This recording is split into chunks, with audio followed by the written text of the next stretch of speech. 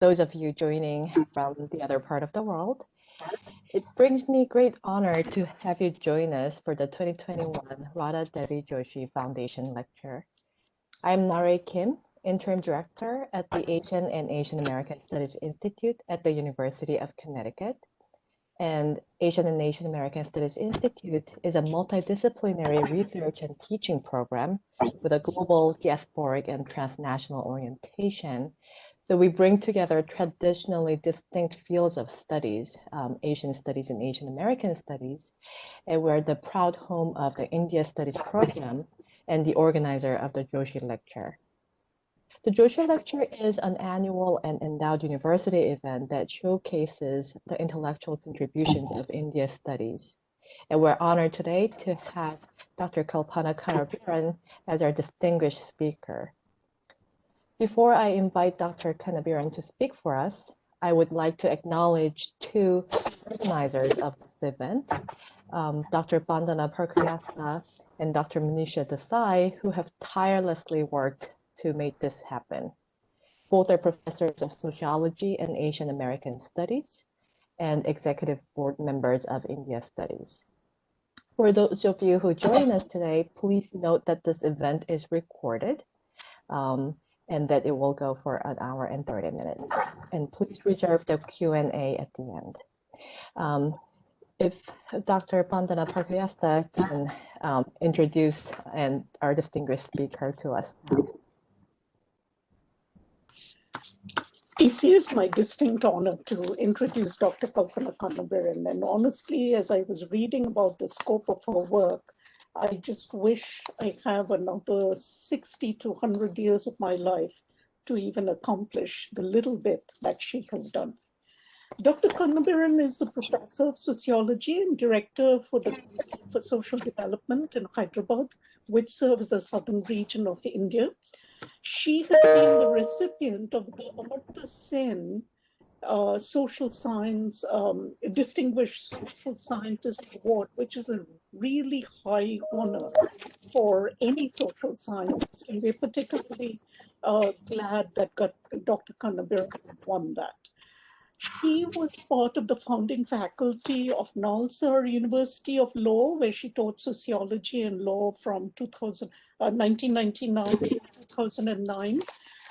She has been the co-founder of Asmita Resource Centre for Women, which they set up in 1991, designing and initiating a whole series of extremely innovative programs, including programs that serve at the interface of academic endeavors and social justice causes, very broadly speaking. Her research over the years has raised a large number of questions, which are both historic and contemporary in their scope. And these questions are critical to understanding India, but the questions also act as beacons for those of us who are interested in global sociologies, but particularly global sociologies that are in the process of dismantling both coloniality and also trying to bring the voices and thoughts and frameworks of indigenous populations to the cause of sociology or to the center of sociology. She has written in Hindi, Tamil, Telugu, as well as English, of course, and about a lot of other languages, things published in other languages that were translated into English. And she has explored the social foundations of non-discrimination.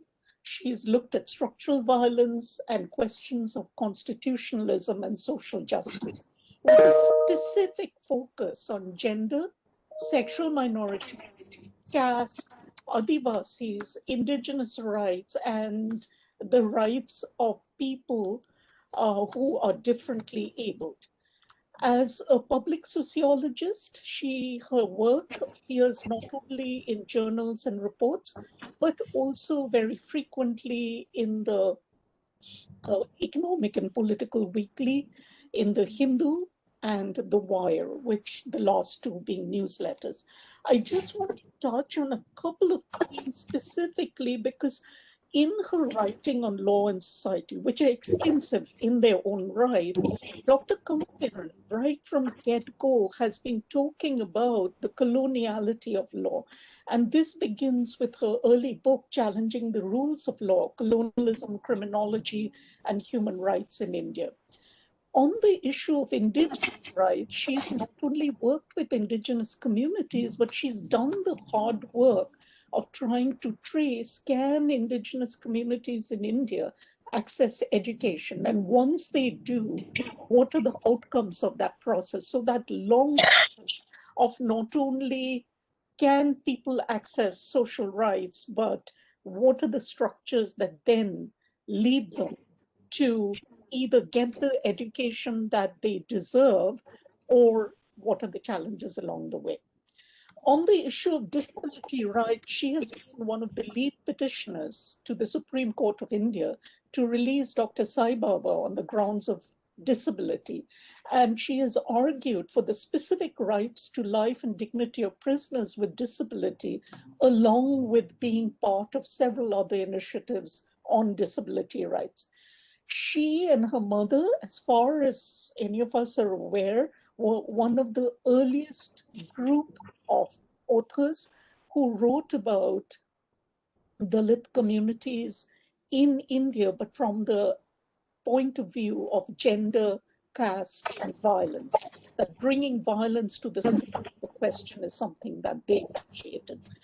Of course, her writings on gender are very extensive. She has written the intellectual histories of feminist organizing in India and the subcontinent. She's written on, colonial jurisprudence and gender, the unorganized labor sector, violence against women, and gender-based violence, of course, feminist jurisprudence, gender and privacy, and amongst her most recent books is this absolute gem called Feminist Methodologies. In 1997, so more than 2 decades ago, he and S. Anandi created a month-long residential course in women's studies as Asmita, which I mentioned before. And that was the initiation of this kind of public training between public intellectuals, activists, and scholars in the traditional fields. Violence studies, which shout out to my class, you'll be reading far more on this subject, written by Dr. Kannabiran. This takes the issue of violence far beyond the ways in which we normally think about violence in the North, and frankly, how the policies of the UN on violence against women are structured. She has not, and this is a really important thing, she has not neglected local studies. So her entire corpus of work on Telangana studies provides us with a blueprint on development reports on the state in which she is located. And last but not the least, on literatures and dissent. This she will bring in as part of her talk today, I know, but the idea that intellectual freedom is at the heart of democracies. And in order to understand that intellectual freedom, we have to engage in multiple languages and imaginaries. I could literally take the entire time talking about Dr. Kannabiran's work, but on behalf of everybody who's gathered, let me say, it is our pleasure, Dr. Kannabiran, to invite you to give your talk, Insurgent Realisms, Ideas of Justice in India, Imagining the Corruption Complex Through Law and Literature. Welcome. Thank you very much, Dr. Purkayastha, for that really moving and detailed introduction. I would like to thank the India Studies program at the University of Connecticut. I'd like to thank Dr. Nare Kim, Dr. Purkayastha, Dr. Desai, Manisha Desai, for this invitation. It is an honor for me to deliver the Radha Devi Joshi Foundation lecture today. The talk that I will give today is based on my interest in the field of law and literature, and it focuses specifically on narratives that address the question of corruption. Corruption has, for the past few decades, been a global preoccupation as never before, and is a vacuous political signifier in every locale that we pick. It is there everywhere, yet it isn't anywhere, as we witnessed in the Notbandi or demonetization action triggered by the Indian government, with the explicit purpose of choking off black money. And yet, despite its hollowness as a political stake in probity, it continues to reign supreme as the enemy that must be vanquished. This raises importantly, not the question of why laws are ineffective or why successive political regimes escape accountability, or even why judges can never be impeached on grounds of corruption, despite having formal procedures in place, but rather points to the need for a deep engagement with the circulation of ideas, imagination, consensus, and resistance to corruption in the everyday at different sites of life, government, and politics. A constitutive element of what I call the corruption complex in Indian literature is the law, colonial law and its fossils in the post-colonial period, and neoliberal legal regimes, as also law that is constitutive of the decolonized state. Apart from formal law, we also have the incessant prescription and destabilization of the norm and normativity in creative Indian writing. How might we excavate radical critique in the fictional narration of corruption? It is important to understand the ways in which tales of corruption circulate and the effect this has on those who share in the lives and travels of the tale over time. I'm also interested in the relationship Akhil Gupta traces between structural violence and corruption. In all the stories we traverse through, it is structural violence and state practice that anchors corruption. The common Indians' critique of corruption, therefore, is inseparable from their wider critique of the social order that is embedded within the many layers within which corruption proliferates. In opening up the idea of insurgency, which is one of the tropes I examine, I use Ranajit Guha's classic elementary aspects of peasant insurgency in colonial India. Looking at novels and stories, in a sense, is a way of getting, as he says, in touch with the consciousness of insurgency, and I would add its multiple and simultaneous habitations. Elementary aspects then provides the context for our reading of the stories in the first part of my talk.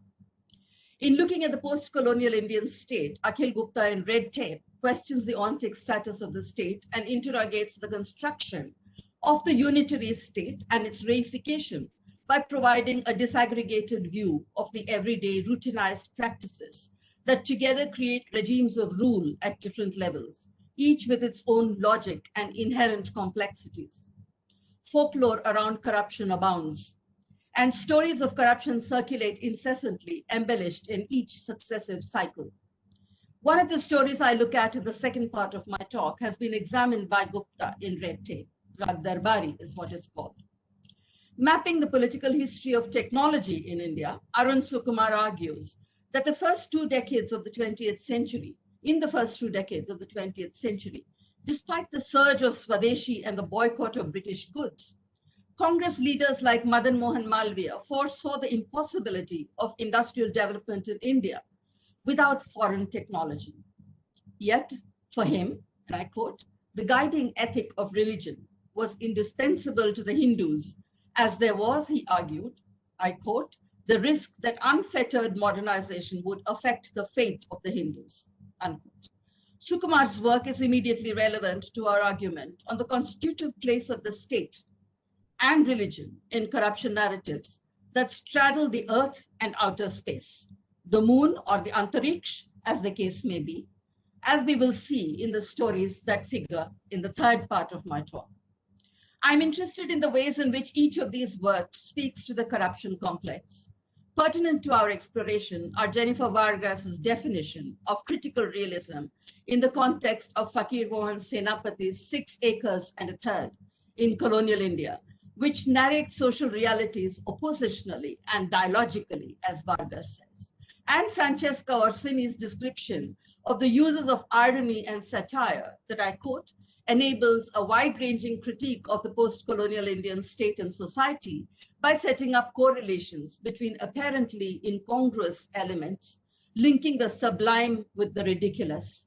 As for instance, when Srilal Shukla in Rag Darbari compares the economic and political value of the filthy village pond to, I quote, the way that any developing country, despite its backwardness, has some economic and political importance, unquote. Vishnu Khare observes that in opting for satire as his chosen genre and weapon, Harishankar Parsai lost no opportunity in exposing and lampooning the predatory class of native masters who rose after independence: corrupt bureaucrats, avaricious politicians, immoral businessmen, rapacious contractors, permit brokers and middlemen, smugglers and mafia dons, and much worse, purveyors of linguistic, regional, and caste hatreds, and the fundamentalist fascists of various faiths, unquote. Across all these texts, the nexus between religious performance and corruption is parodied from within, deepening the insurgent possibilities of the narrative. We see, therefore, a tentative congealing of the corruption complex and its temporalities through insurgent realism in storytelling in India. The characters and context are not too distant, nor unreal, nor do they speak unfamiliar tongues.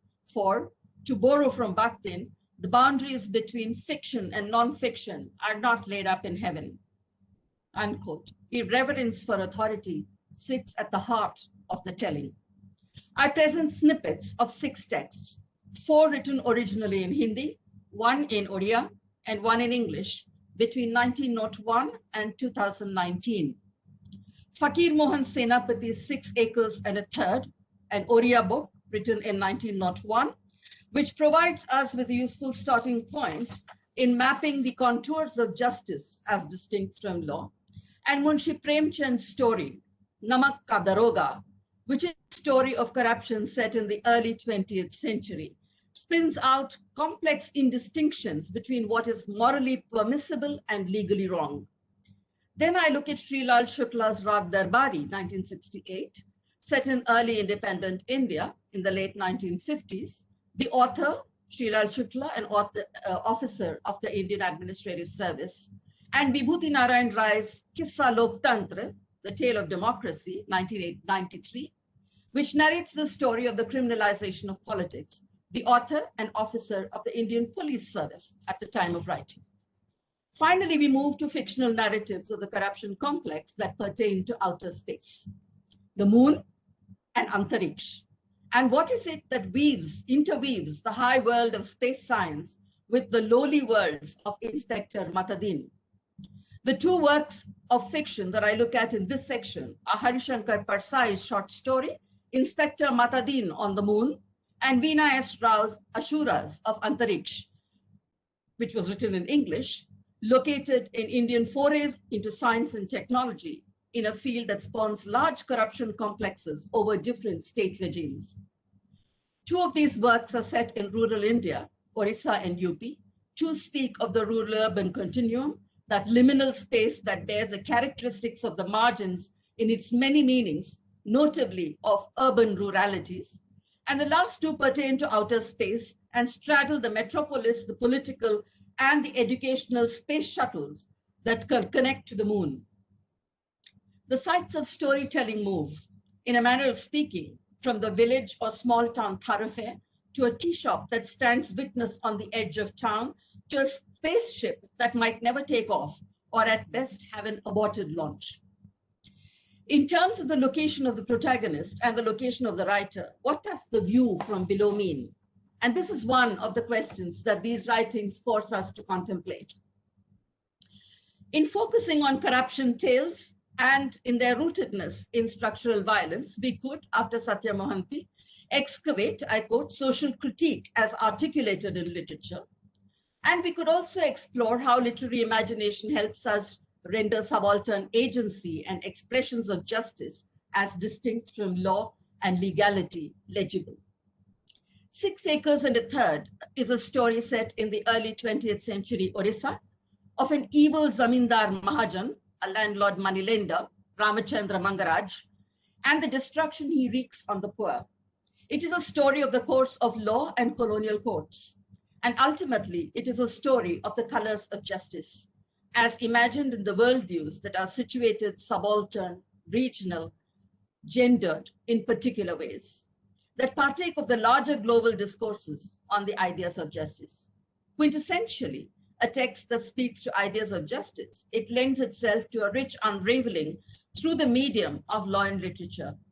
The novel is a busy thoroughfare, dense, diverse, intensely mobile, connecting people and worlds. But through it all, we could signpost Mangaraj, the main character, his wife Santani, his mistress Champa, the weaver Bhagya, and his wife Saria, whom Mangaraj dispossesses by stealing Neta their cow and their 6 acres and a third, and the impecunious landlord Dildar Mia, who is divested of his estate by Mangaraj, the moneylender. But Dildar's father acquired his estate by deceit, which Dildar inherits. The narrator offers critique, commentary, description, and provides a measure of justice through the very act of bearing witness to the depredations of Mangaraj and his minions. The question that confronts us on reading this story is, what is corruption? What are its micro-practices, its habitations, its circulations, and how are the ends of justice met, if at all? In what locales, in what ways does a critique of corruption circulate to disengage corruption from its moorings? The travels between lives as lived, the supernatural and the banal in this thoroughfare are also instructive, as also the banality of the supernatural and the majesty of truthful lives. We encounter several pieces of it. The word bribe is used a few times, but the bribe being spoken about is insignificant in its ability to turn life worlds upside down.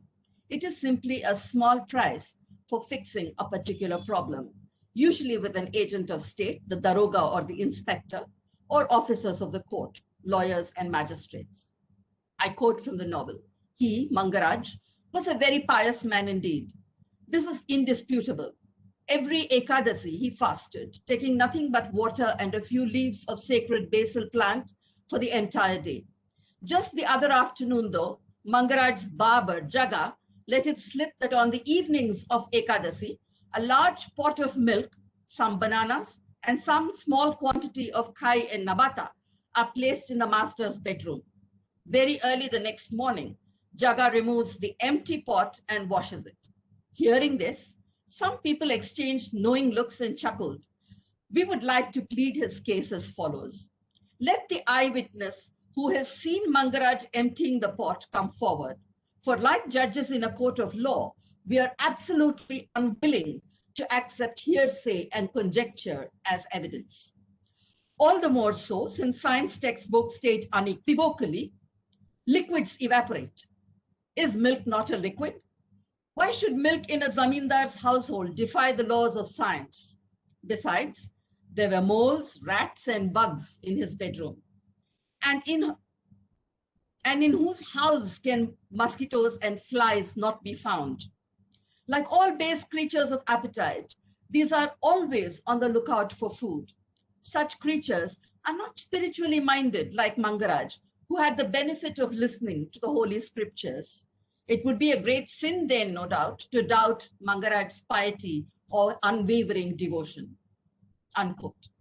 The cohabitation of publicly rehearsed piety with deceit is a theme that recurs in accounts of wealthy men of God, both godmen and lesser mortals, in the country to this day in India, and figures in one way or another in all 6 writings presented here. The interweaving of colonial juristic sensibilities on evidence, the validity of hearsay and conjecture as evidence of wrongdoing, for instance, the deployment of methods of science to desired effect, and the vicarious presentation of the analogy between base creatures of appetite, rats, bugs, flies, and pious zamindars and landlords, sets up the scenes of the crimes of corruption, as it were, that will be enacted in very many different ways along this thoroughfare and beyond. And if we do not question the mysterious ways of Jesus Christ and Krishna, why should we doubt Mangaraj? From the spiritual, then we move to the material world of Mangaraj. By the time the narrator is done telling us of Mangaraj's Ekadasi, we have our ears pricked up for more gory stories to follow. The sense that this can't be all there is to this man's story of cheating, deceit, and base temperament. From cheat meals to capturing village markets to selling off gifts for a price, the unethical melds with the illegal and is inseparable from it. How might we disentangle one strand from this knot and name it corrupt? Which is corrupt and which not? What is the larger tangle of which this is but a part? What are the semantic fields of corruption, so to speak? Our sensibilities of justice are aroused, propelling us to adhere to the rules of law and move beyond hearsay in our investigation of the goings on here in this protectorate of one man.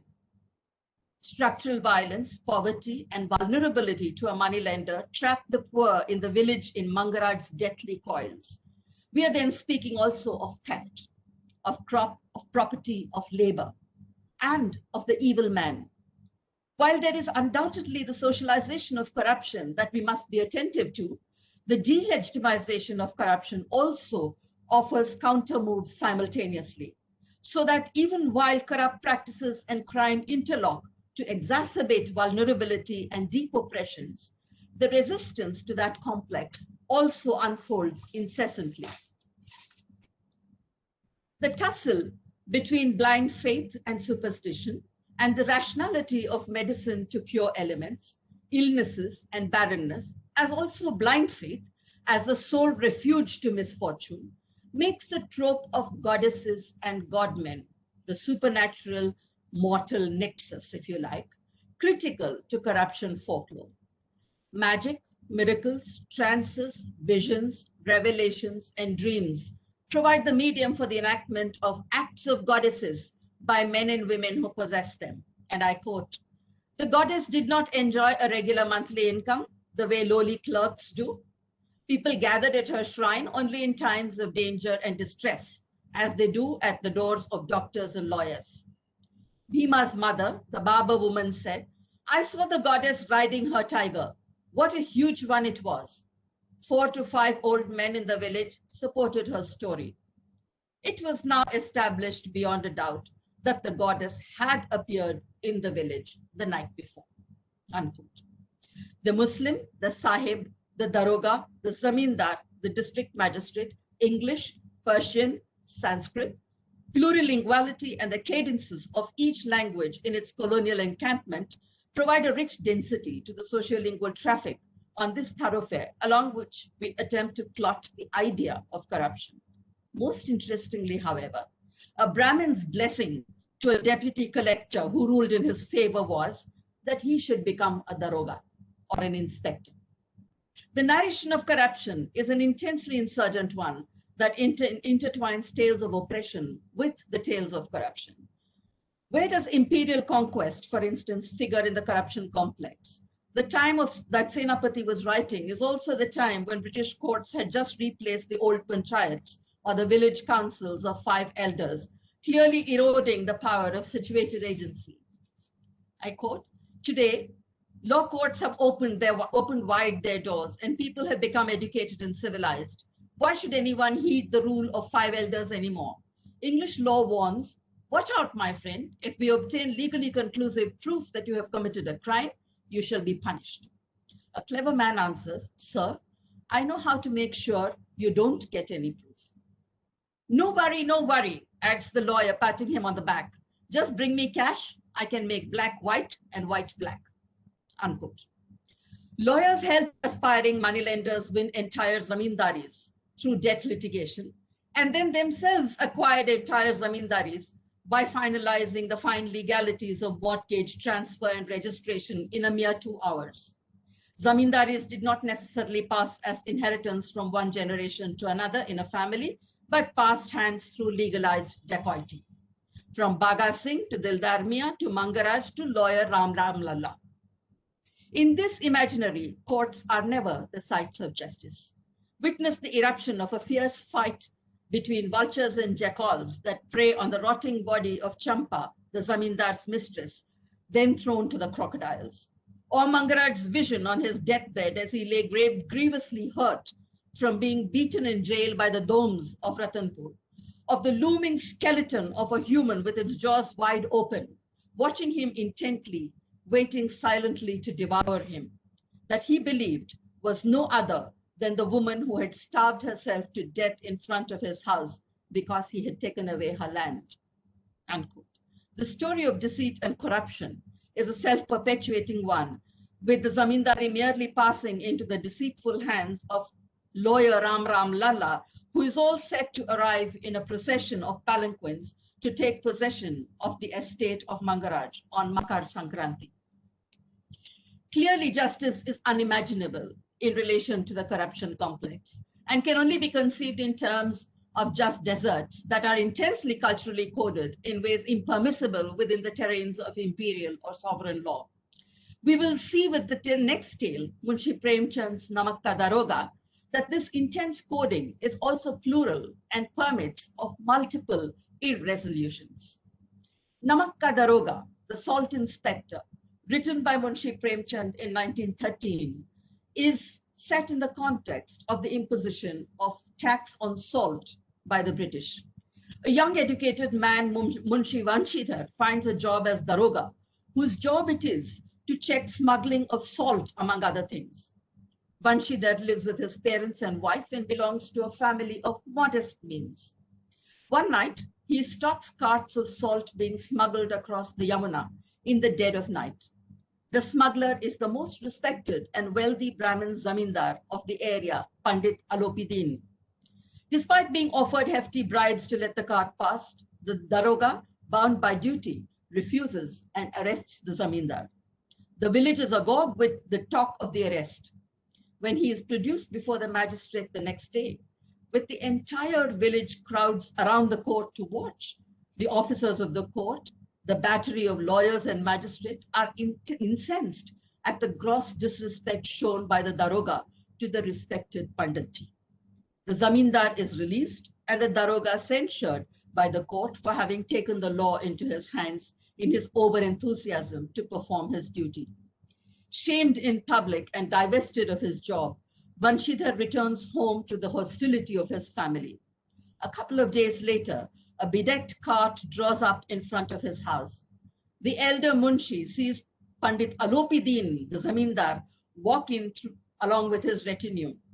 Alopidin offers Vanshidhar a job as manager of his entire estate with a handsome salary, bungalow, and servants. Vanshidhar, initially uncomprehending, is elated and accepts the offer. This short story provides, like 6 Acres, a very nuanced account of the cultural effects of British law in the colony, the ways in which colonial law is imagined as proliferating of corruption in the locality, the ways in which the locality understood the material contexts of corruption from their own cultural moorings, the insurgent moves triggered by the local Daroga, and the affective implications of this insurgency are complex and dense in their plurality. Take, for instance, the opening paragraph, and I quote, "When the new Department of Salt was set up, banning transactions in a commodity that was God's gift, people began to trade in salt covertly. There were various devious means that were devised. Some resorted to bribery, some by deceit. Officers had a field day. People abandoned the respected position of Patwari to be armed watchmen in this department. Even lawyers lusted after the position of a Daroga in this department," unquote. When Vanshidhar set out looking for a job, his father said to him, "Son, you can see the hardships we are enduring. We are weighed down by debt. We have daughters, they are growing like wild weeds. I am a tree teetering on the edge. I know not when I will fall. You are now the head of the family. In your job, do not worry about status. It is but the shrine of a peer. Look towards the offerings and the shawls. Search for a job where there is extra income. The monthly salary is like the full moon. You can see it for a day and then it wanes each day till it vanishes. Extra income is like a stream flowing from the source that eternally quenches thirst. Since it is man who gives you a salary, it cannot grow. Extra earnings are the gift of God. They lead to prosperity. You are yourself a scholar. What can I teach you? You need to be prudent. Look at the person, understand his needs, and gauge the opportunity. After this, do what is best. There is only profit when you are tough with a man in need of your favors. But it is difficult to win over a man who has no need for you. Don't lose sight of these words. They are my lifetime's earnings. This casual delineation of two parallel sources of income, one human, the other the gift of God, sets up questions with respect to the cultural moorings and the particularities of the corruption complex. Yet we also witness the making of an insurgency, an intergenerational shift, both in ethics and in gestures of defiance. Pandit Alopidin, the most famous zamindar in the area, a Brahmin with wealth beyond measure, had everyone big and small roomed in his web of indebtedness, looking upon him with benevolence, from British officers who hunted on his properties to the smallest functionaries in his area. He knew no government and everything was resolved as a domestic matter. Can I ever be apart from you? He said to Vanshidhar when he was stopped. Wedded to an unshakable faith in goddess Lakshmi, the goddess of wealth, he believed that she ruled earth and heavens. And the narrator's voice says, what he said was true. Justice and law are Lakshmi's playthings. She toys around with them as she wishes. But this disrupts the seamlessness, the insurgency of Vamshidhar disrupts the seamlessness of Alopidin's power by pointing to the wedge that will hold the first insurgent move. When he is produced in court, Pandit Alopidin has everyone at his service: officers, staff, lawyers, orderlies, chowkidars, chaprasis. The whole village had turned up to witness his arrest. The disbelief was not that Alopidin had committed the acts he was arrested for. Their utter disbelief was that it was at all possible for the law to trap him. I quote, a man like him who possessed inestimable wealth and unparalleled powers of persuasion, how did he get trapped by the law? The insurgency of law plays itself out in court yet again with an entire army of lawyers readying themselves, and Vamshidhar standing alone in silence with nothing but his integrity to keep him company. When Alopidin is set at liberty and Vamshidhar emerges vanquished from the courtroom, his head is held high as realization dawns on him. Justice and scholarship, he says, long-winded titles, long flowing beards, flowing robes, none of these are deserving of true respect. Are we witnessing an insurgency of a different kind when Vamshidhar accepts Alopidin's offer of employment, where honesty and corruption are relative, or are there absolute measures for both? The Kannada writer Yashwant Chittal uses the metaphor of the hunt to train our gaze into the interior worlds of people trapped in intertwined worlds of subterfuge, stigma, intrigue, and corruption, making the negotiation through this thoroughfare inescapable in search for meaning and a sense of self-worth. Although Chittal's novel Shikari, which I don't look at in detail here, speaks of a different time and context, the unraveling of the interiorities of human world circulating around intrigue, which for him is constitutive of corruption, points to possibilities for a layered understanding of the corruption complex. I move now to part 2. Rag Darbari by Srilal Shukla is a story of a young educated man, Rangnath, who after completing his MA goes to the home of his maternal uncle, Vaidyaji, in Shivpalganj, a village in UP, famous now in India, for rest and recuperation.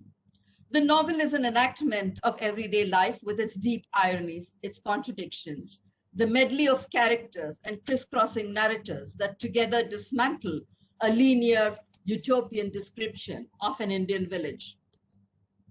The central theme, the central thread to living life in the everyday is corruption and its utter normalization, narrated in insurgent village voices that destabilize its normalcy even while narrating it.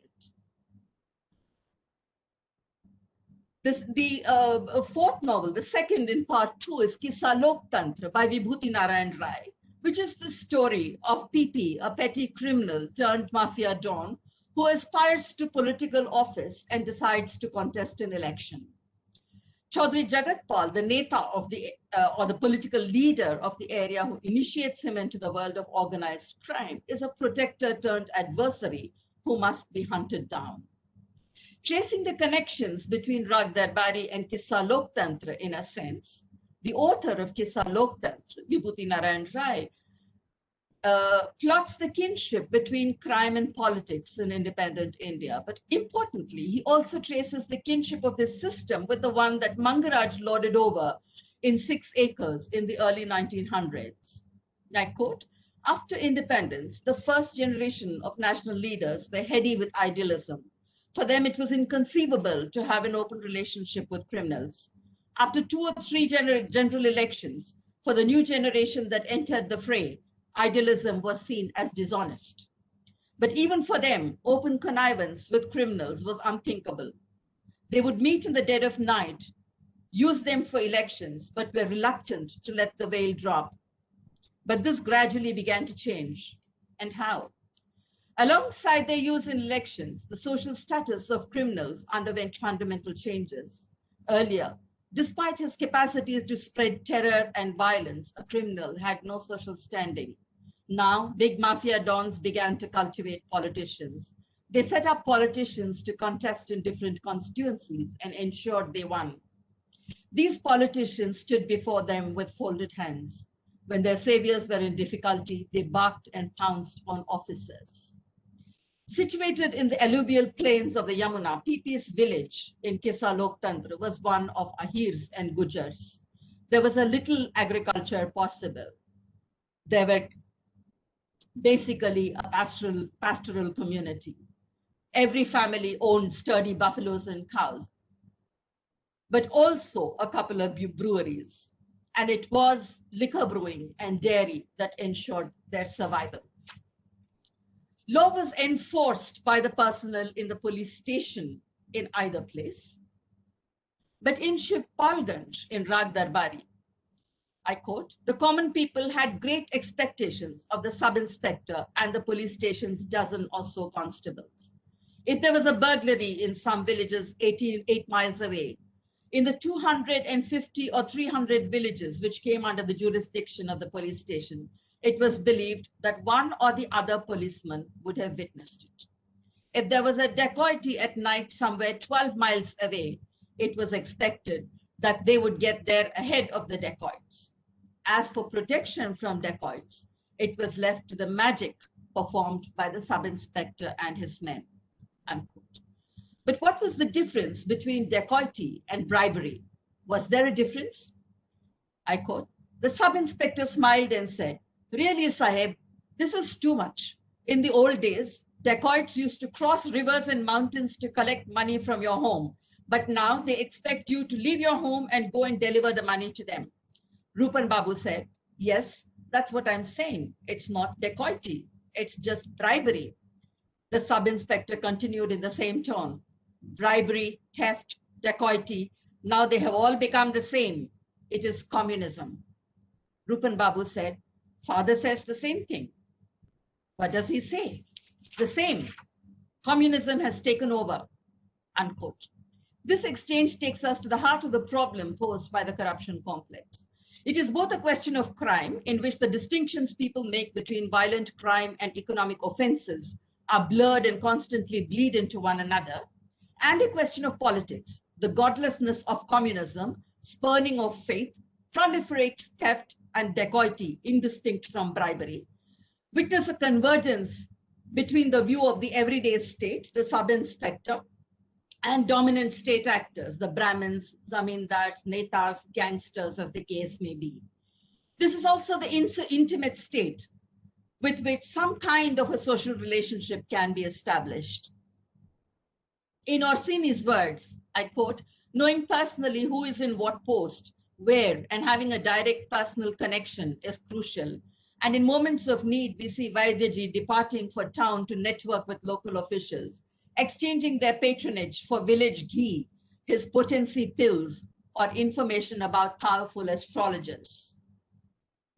In narrating the complex, both these works of fiction draw on the common citizen's experience of the deathly coils of the serpent to present localities that parody the system in insurgent moves of resistance.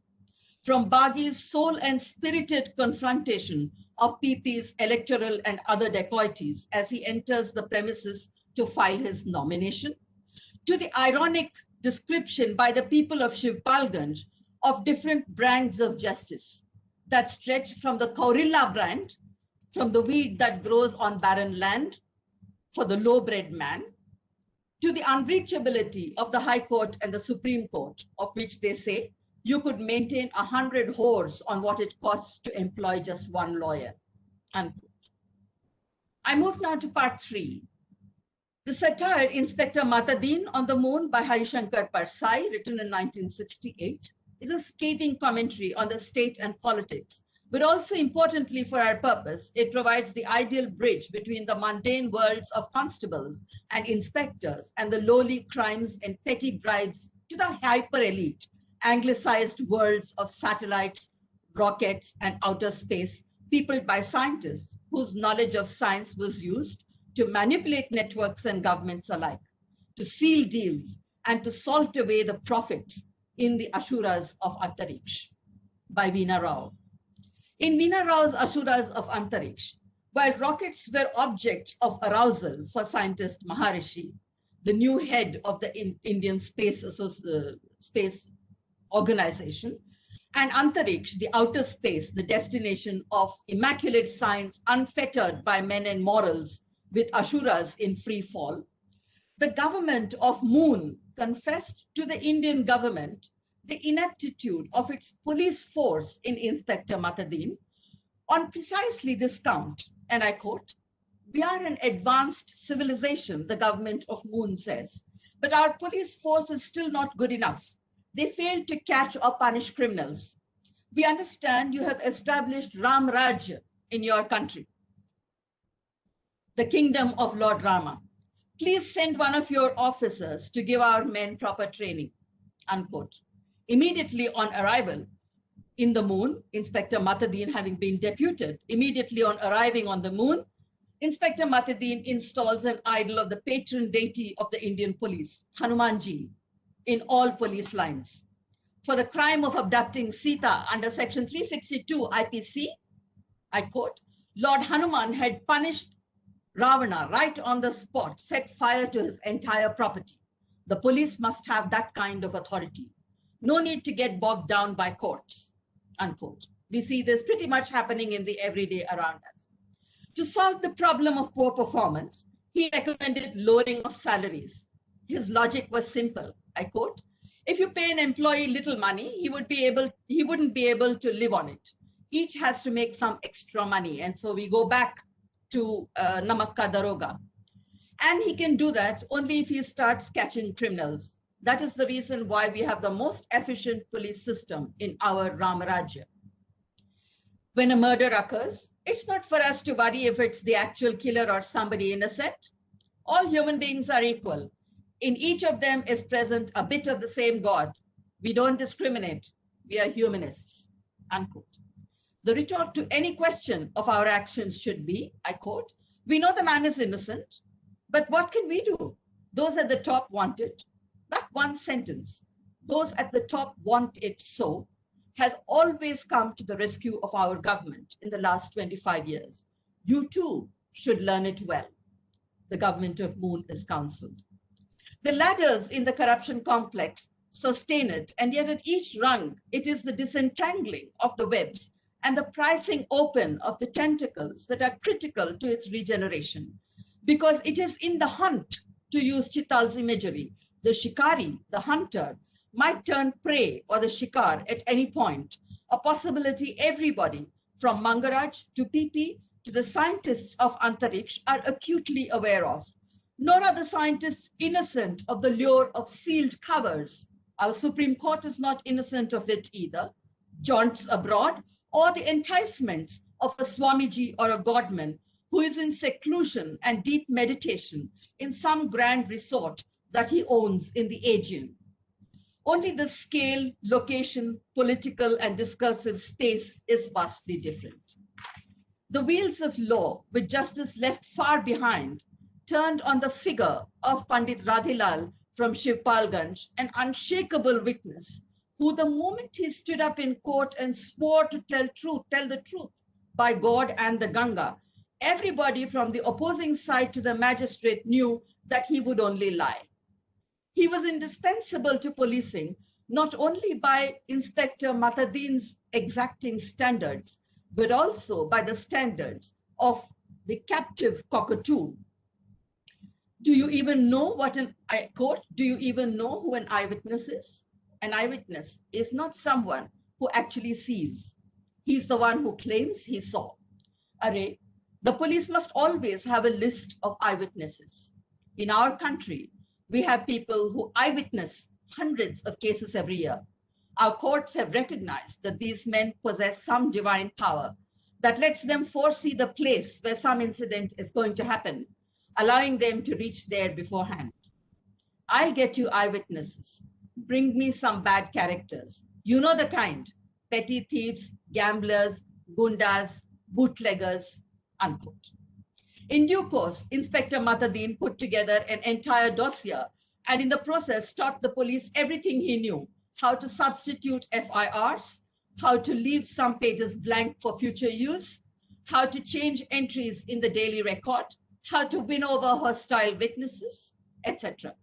The captive cockatoo, a take on the caged parrot that is the Central Bureau of Investigation, the captive cockatoo too, as if on cue, finds and unfinds evidence to implicate scientists of the Indian Space Association as the orders from the top demand.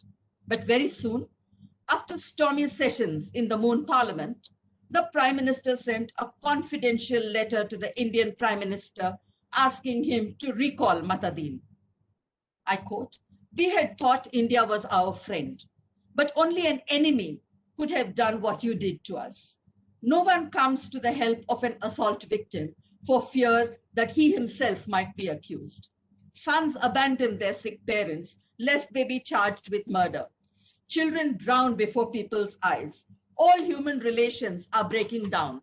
Your man has destroyed almost half of our civilized life. If he stays longer, he is bound to destroy the remaining half. Please call him back to your Ramrajya," unquote. And Maharishi, the scientist, packs his bags and moves on an assignment to the United States, leaving the Antariksha's earthly home in the serpentine grip of Raja Bhaiya, his elite Anglophone minions, and Rudrakshi Swamiji, the godman from Kashi, I quote, who generally parked everybody's funds and blessed them all. These are the ones who people a Ramarajya 4 decades later. In conclusion, how is the corruption complex constituted, and how do the various narratives thread together? Or are they patches of a quilt that may cohere when stitched together, but do not necessarily speak to each other? 5 of the 6 works are undoubtedly insurgently realist stories, deeply satirical, that present a radical social critique and open up possibilities of insurgent literary imaginations. To echo Paul Sawyer's ruminations on Senapati, or even Francesca Orsini's on Shukla, or Khare's on Parsai, these works attempt to present, and I quote, the fullness and richness of experience from below, without ignoring the anti-progressive elements that powerlessness can produce. The forms of oppression, brutality, and inherited ignorance that occur locally as well as in capitals and the courts, unquote. There is a mismatch between the system and expectations, causing deep distress to those trapped in these webs. They may laugh at their troubles or use ridicule to cope. When an interviewer asked Shukla, is this ability to laugh in the midst of a crisis a sign of indomitable strength or of pervasive corruption? The answer he gave was both, unquote. Rewind 6 decades. On hearing that a new zamindar, the lawyer, will take over the zamindari, the villagers said to each other, I quote, "O horse, what difference does it make to you if you are stolen by a thief? You do not get much to eat here. You will not get much to eat there. No matter who becomes the next master, we will remain his slaves. We must look after our own interests." Unquote. The interplay between the performance of faith, of self and other, and the enactments of corruption adds a twist to the insurgent worlds in the tales. Mangaraj's Ekadasi practices, or the sighting of the goddess Buddhimangala astride a tiger on the night of the loot, the triumph of goddess Lakshmi over law, or the old father rueing that while darkness has spread in his home, his son lit a lamp in the masjid, the corruption of the godless, read communist in independent India, Hanuman and the depredations of Ramaraja, and the Swamiji who is puppeteer of governments and scientists alike. Considering, as B.P.R. Vittal, a former civil servant in India, remarked, even gods are not above indirect pyramid. Godmen offer a range of services along the pyramid corruption continuum. Influence peddling is the translation of the word pyramid. So everybody, right? Godmen offer a range of services across the pyramid corruption continuum in the name of faith. The embeddedness of corruption complexes in religious nationalist tropes makes the parodying of acts of faith central to the critique of corruption. What does the corruption complex consist of? What marks the radical critique as insurgent? How does one map the trajectories of modern Indian realism and satire in ways that acknowledge insurgent ideas and their dissemination through written speech? Not just writing or inscription, but written speech. Is the insurgent narrator a rebel? Is he gathering the rage, to echo Margaret Randall? Is he gathering the rage of rebellion or signaling it? In the modern Indian legal frames of corruption, how might we situate its nexus with structural violence? The question that remains unshaken is, can corruption be extricated from the social forces, semi-feudal, colonial, capitalist, neo-colonial, neoliberal, that drive state practice at each moment? Interestingly, three of the authors are government officers, offering fictional accounts of practices that implicate the everyday state in inescapable ways. Two were officers of the Indian Administrative Service and one of the police service. Whether autobiographical or autoethnographic or not, the location of the teller in the tale is material to the corruption complex, I believe. At the heart of each story is an idea of justice and a deep smoldering anger over the betrayal of the aspirations of ordinary people. In their travels through the thoroughfares, their halts in the tea shop, and their sightings on the moon, their sightings of the moon, we see the ordinary everyday aspirations of ordinary people being disappeared by the everyday state and its musclemen. We hear them in their polyglot worlds, parodying the corrupt realities that ravage them, that they resist every day in small, intimate ways. Justice resides in the here and now, not a finished project, not the preserve of authority, but in speech acts of common, everyday people. And in this wresting of justice from authority and state, in the telling of interwoven stories of life, the law and its keepers are the object of parody and laughter.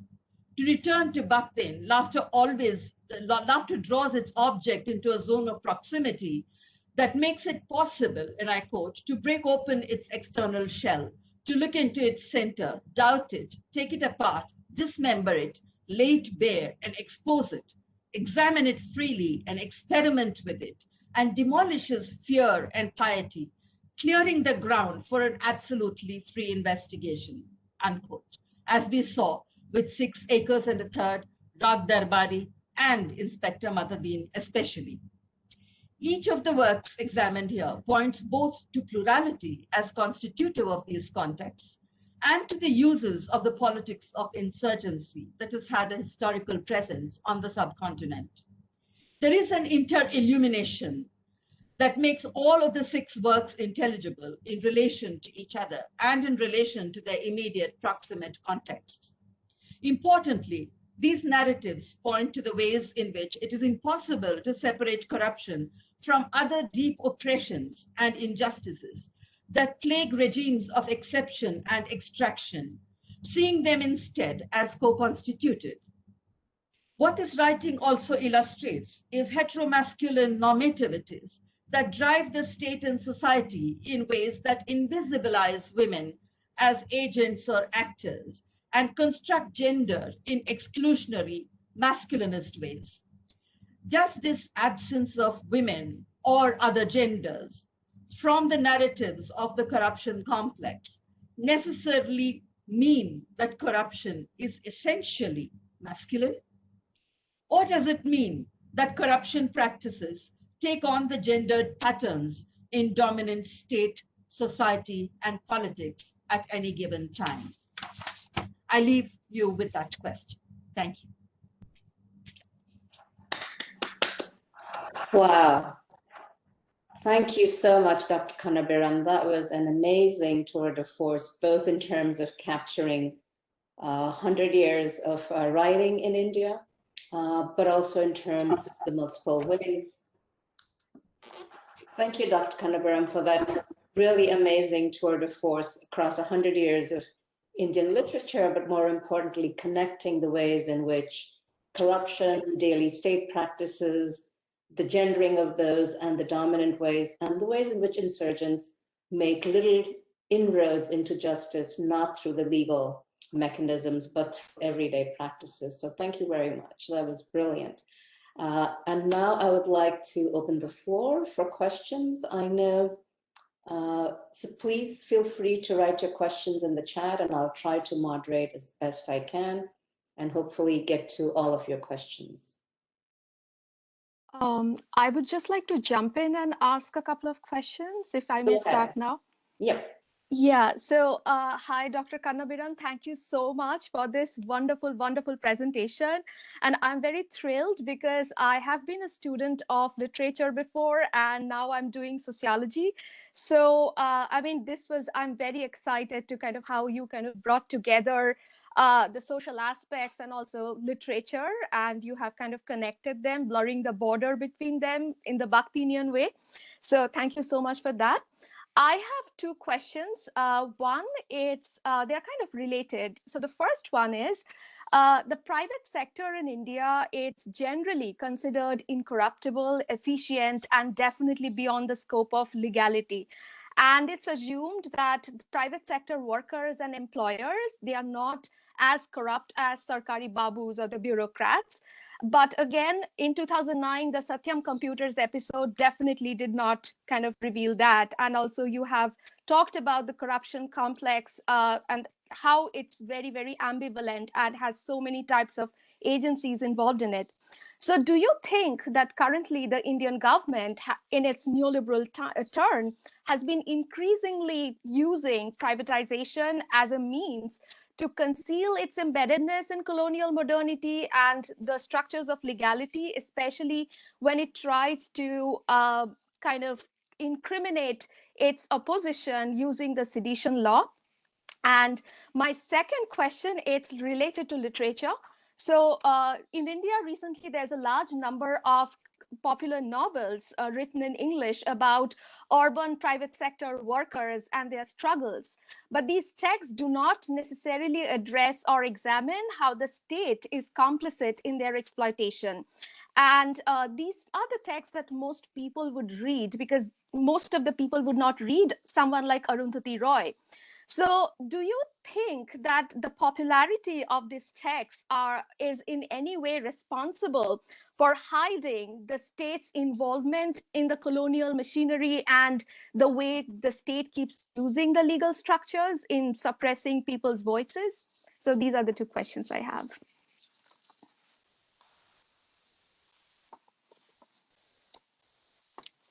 Dr. Kannabiran, I think you're muted. Yeah. Thank you for those questions. They're really large, so I will, just kind of try to give you a brief response. Your first question of the private sector being incorruptible has never been true. It's not a question of the neoliberal. I think what is definitely the case, and this has been my own observation of the public and the private sector, and the private sector relative to the public sector. I think that there has been an entire narrative that has been built to delegitimize the public sector, to say that the public sector is corrupt and the private sector is incorruptible. Of course, you do find what you do find in the public sector is bureaucracy, and what Akhil Gupta describes brilliantly as red, in red tape. But you do also have to contend with corruption on an everyday level and on larger levels. But I wouldn't think that describes the public sector entirely, because you can find just as many cases where it is the public sector that has in fact delivered. It is the public sector that has in fact provided employment. It has provided worker protection, and so on. And so my unease with characterizing the private sector as incorruptible also is because I see it as not so much a fact in itself, because it isn't. You will have any number. I mean, Satyam was just the tip of the iceberg. Yeah, and Satyam broke out in that way because there was a lot that happened before that just kept kept getting invisibilized because of state complicity in private sector corruption. Yeah. So this is a problem also with the nexus, with the way in which the state evolves into a nexus with the private, and you see a simultaneous ascendance of the private to the point of impunity, and a complete delegitimizing and collapsing of the public. And I don't think that the private has ever been beyond the scope of legality. We have a constitution in the country, and nobody is beyond the constitution. So that the ordinary framework of the constitution applies to all. So if it applies to the private sector, we can't forget that whatever the decision, whatever the struggle, Union Carbide was brought before the Supreme Court.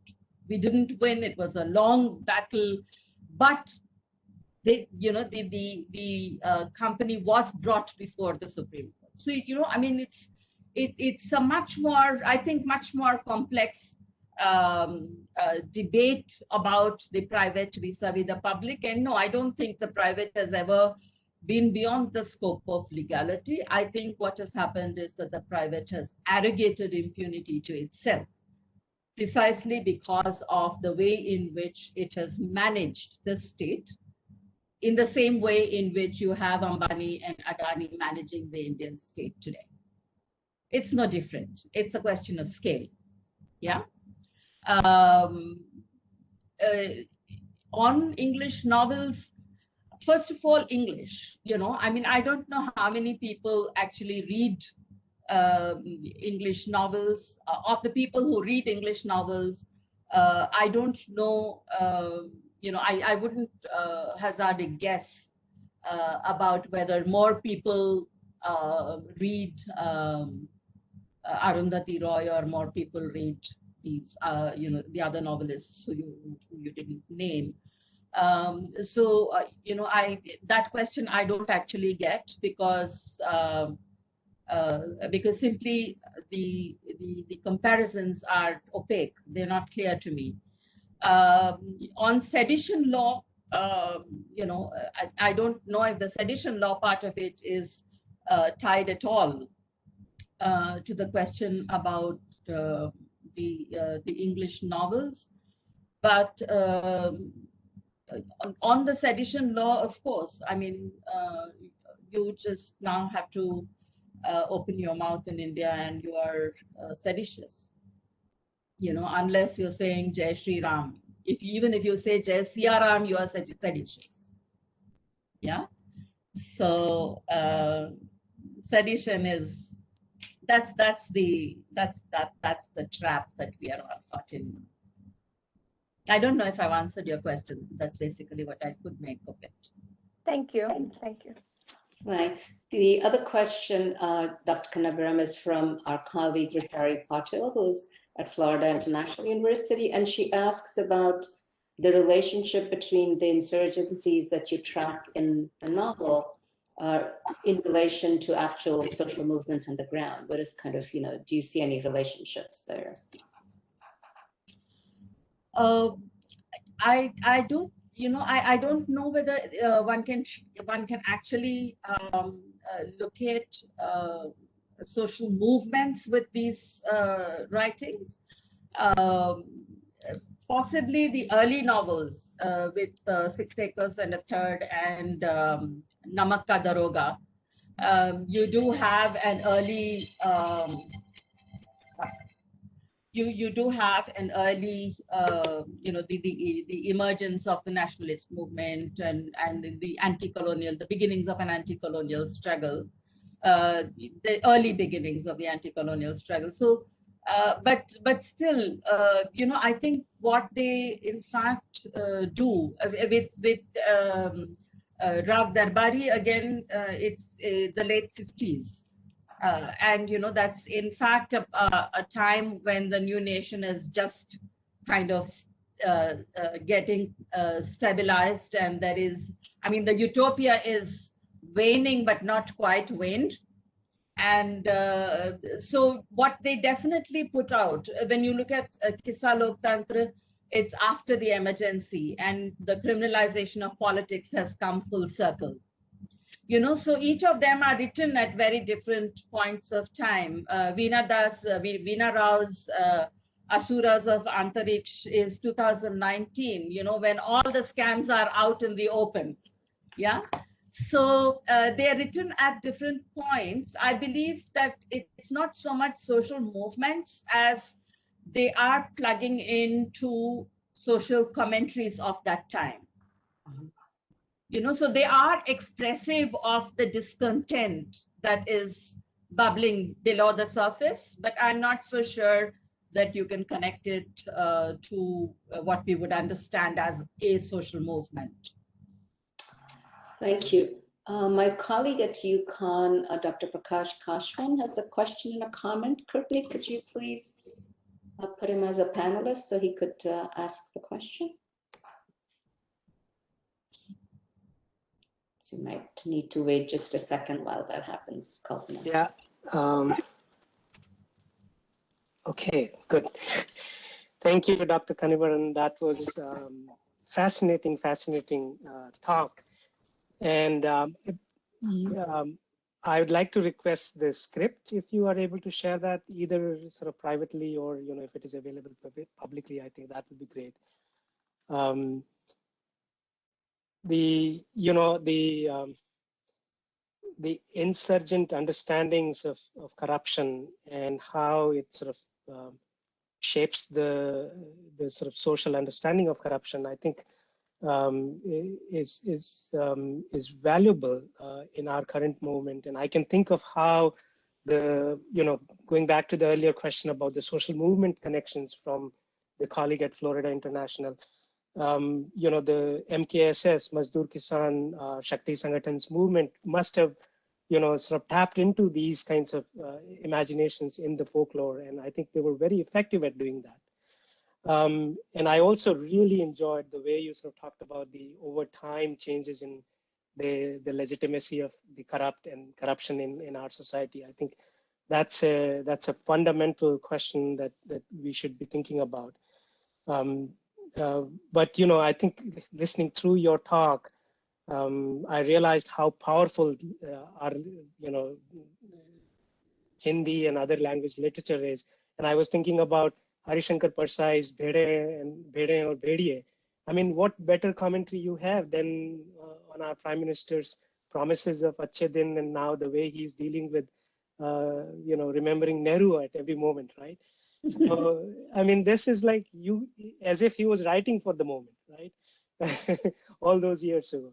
So I really appreciated and really enjoyed the talk. The question I have is somewhat along the lines of the earlier question from Riyanka, or maybe, you know, it taps into part of what she was, I think, trying to say.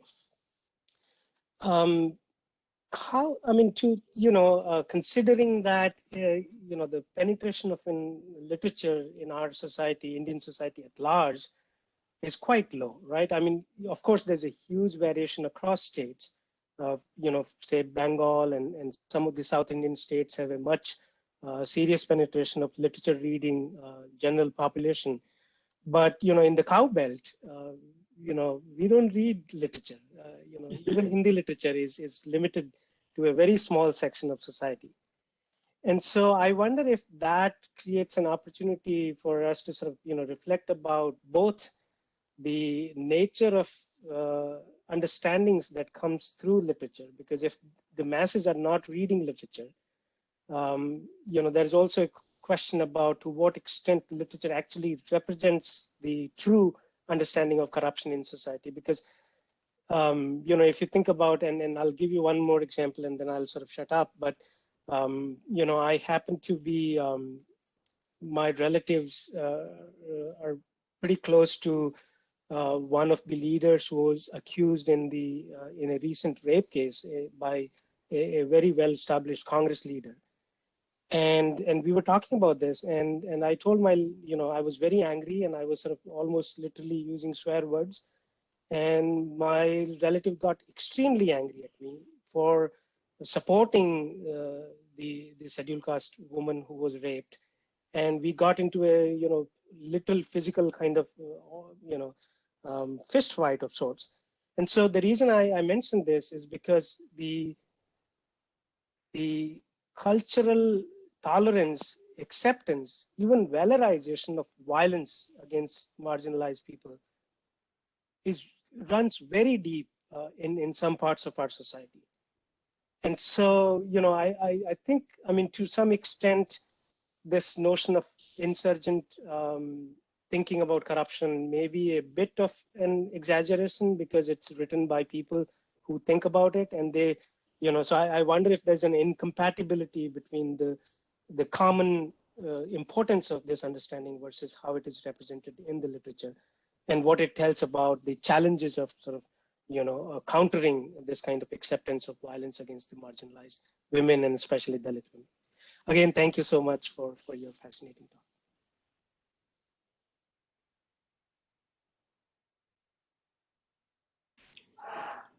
You're muted, Kalpana.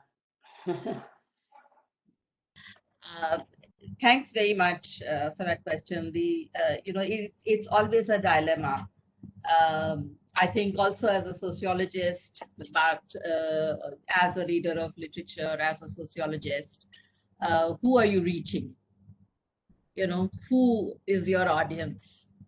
Who is your reader? How relevant are you? These are ethical questions that we don't have to go as far as literature. You know, we are writing, we believe, radical social text. How many read what we write? Across locations. You know, I mean, you spoke about your relative and the, you know, the whole attitude to violence, and at every end, at the insurgent end, at the dominant end, at the resistance end, how many are literate is not a question that are literate or comprehending or counter-hegemonic is not something that we can comprehend at all. So I think in that sense, it's a kind of a non-starter to try to think about the you know, the reach or the relevance of our work. The only thing that is in our control is to imagine, and again, there it is an imagination, to imagine the ways in which I can make my work more accessible, which is again relative. What is more? More than what? Yeah. So there is that always that limitation. Who am I? So when I say we, why? Then the question is why? I mean, is a kin necessarily part of a we, or is the survivor part of the we with us? So what is the rupture in the we that we think about? And maybe that is the point at which we begin to spread relevance in insurgent directions. If we don't go along the boundaries of the given we's. But on literature itself, I mean, okay, we have here looked at writing. I know, for instance, from Telugu writers, and I'm most familiar with them. I read Hindi and so on, but I am not familiar with the literary circles of Hindi and so on. I just read, and even that in fairly episodic fashion, not in a kind of a systematic, like I don't know all of the writings of each of these writers. But even if I were to just speak of Telugu writers, I have seen that there are writers with an enormous popularity, with serialized stories, weekly stories in newspapers. The most radical writers serialize their stories or write poems in the weekly edition of a newspaper, which is circulated by the thousands, and then there are people who read it. And you will never be able to fathom, when you write and you send it out there, how do you fathom how many people have read it? There is really no way of knowing. In fact, this was an argument I was having with my mother the other day, because she's constantly obsessing about how she should ensure that her books are out there in circulation. And I kept telling her that as a writer, your job ends with writing and putting it out there. Once it's out there, it takes a life of its own that you have no way of knowing or controlling. So you have the case of writers being completely mobbed by readers. You have demands for encore. You have demands for reprints. There are books that have gone into 20, 30, 40 reprints, which won't happen if there were no readers. And then, of course, the other part of literature, which is oral literature, which has its own audience and its own trajectories, which also speak to the same themes, and I haven't looked at that at all, speak to the same or similar themes, and spread those ideas in very, very different ways. No? So I think basically as a medium that enables an imagination or a conversation around an imagination of a different world, it has, a value of its own that I'm not so sure that I can fathom very deeply. But I was interested in the earlier point that you made about, NKSS, for instance, that struggles like that would surely have been influenced by writing like this, which actually inverts the question that was asked earlier, which is, were there movements when this writing was published? So were there social movements on the ground at the time these writings were published? And what you do is actually tilt it a little bit, and you say that there are movements that have actually drawn on this writing. So even if you say that there are movements that have drawn on writing like this, or ideas from writing like this, then there is already a proliferation of these insurgent ideas. No? Even with your MKSS example, there is a proliferation. So we find very, very different, various ways of carrying the seeds of insurgency forth. Thank you. Courtney, would it be possible to put Azam Saeed in a panel mode so he can make his comment? And then Prakash, if we still have time, I'll let you ask your follow-up. Because there's a clock behind Kalpana, and I'm sort of very aware of the time in India, and I don't want to, take up too much of her time. So it's okay. That clock is okay. Azam, you want to go ahead and make your comment? Oh, thank you very much. I'm not sure why the video thing is not working for me, but that's how it is. I'm new to this thing, so that's fine. First of all, thank you really very much. I truly appreciate the discussion and Dr. Kannabiran's contribution to this. The comment I have is, first of all, the literature connection was really wonderful. And the other thing is the connection in terms of how the whole world is facing a similar situation. The appearances might be different and the manifestation is somewhat different, but the substance and the essence is virtually the same in many respects. In the United States, for example, we talked about marginalized people. We have marginalized people here also.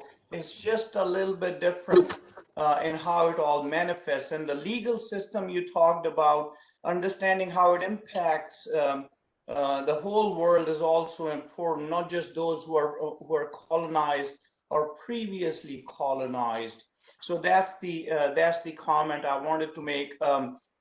Since we are discussing in the United States, I think it'll become a little bit more obvious when the world decides to de-dollarize. It's obvious anyway in many ways, but the difference from people in India, even though there's a small minority who understands it, they have a more acute perception of what's going on.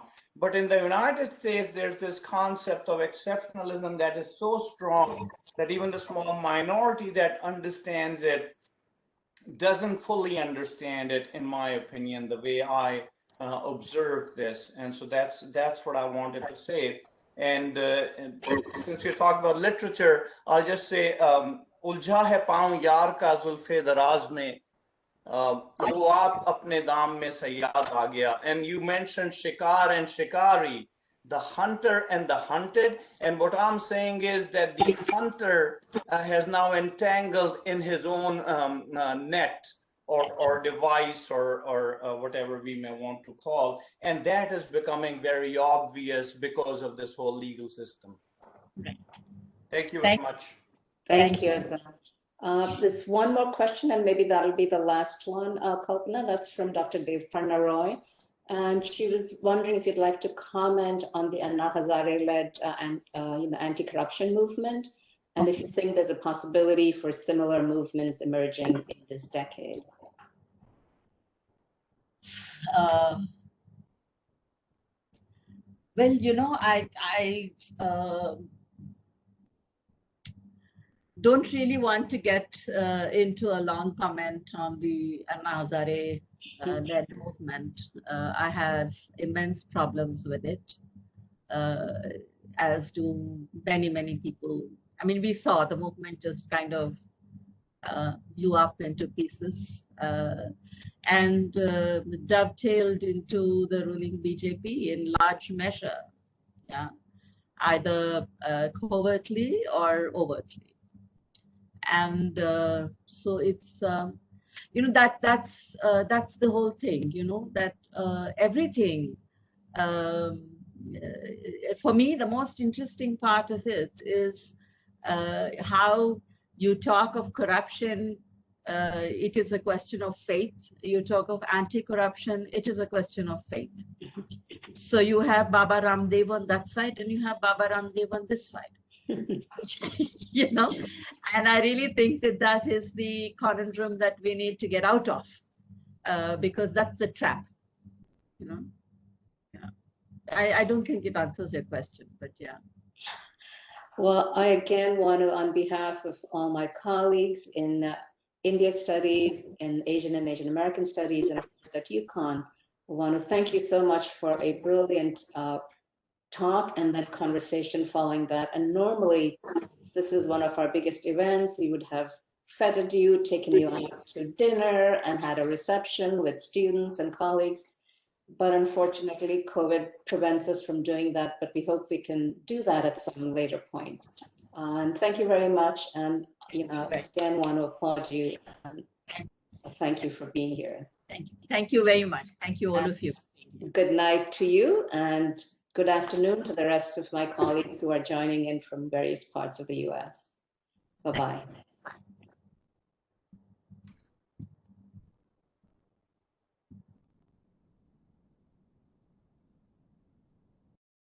Thanks, Courtney, for Thank you, everyone. monitoring. Thanks, Bandana Nare. That was really, really wonderful. It was just Thank amazing. you so much. I have to listen to this again.